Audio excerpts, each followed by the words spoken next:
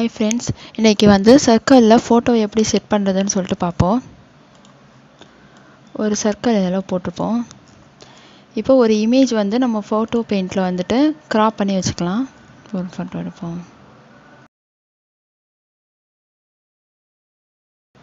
Magic 1 2 விட்டு இங்கே minus கொடுத்துட்டு 10ல் வச்சுட்டு இப்படி பண்ணிங்கன்னா உங்களுக்கு இது அழகாக க்ராப் ஆயிரும். இமேஜில் கொஞ்சம் பிரைட்னஸ் வச்சுக்கிறேன். ஓகே கொடுத்துட்டு இதை வந்து Ctrl+C கொடுத்து காப்பி எடுத்துப்போம். காப்பி எடுத்துக்கிட்டு இப்போ Coreldraw போயிட்டு இங்கே பேஸ்ட் கொடுத்துப்போம். நம்மளுக்கு இந்த ஃபோட்டோ வந்துடுச்சு. இதை வந்து Ctrl+D எடுத்துப்போம். இந்த ஃபோட்டோவை Ctrl+D எடுத்துக்கோங்க. இப்போ இந்த சர்க்கிள் இருக்குல்ல,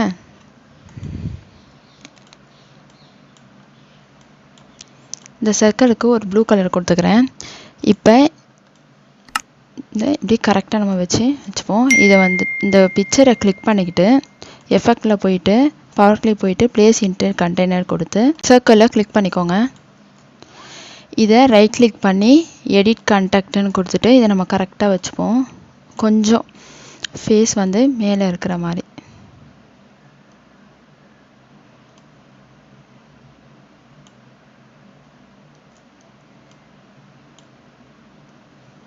இப்போ ஃபினிஷ் எடிட்டிங் ஆப்ஜெக்ட்னு கொடுத்துருங்க. இப்போ எப்படி இருக்கா, இந்த ஒரிஜினலை இங்கே எடுத்துகிட்டு வந்துடுங்க.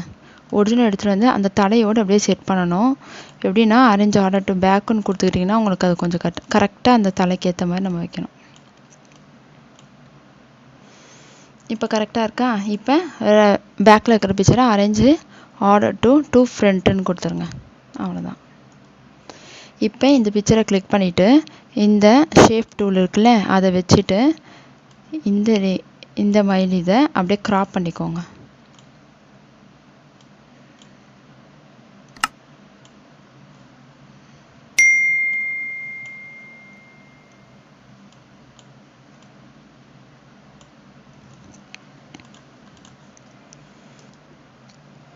வந்துச்சா. இப்போ நம்ம அழகாக மயில் வந்து அந்த ரவுண்டில் இருந்து தலை மட்டும் பெருசாக இருக்கிற மாதிரி தெரியும்.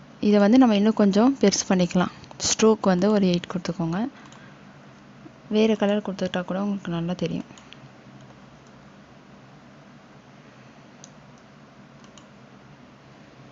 இதான் சர்க்கிளில் வந்து இந்த ஃபோட்டோவை எடிட் பண்ணுறது.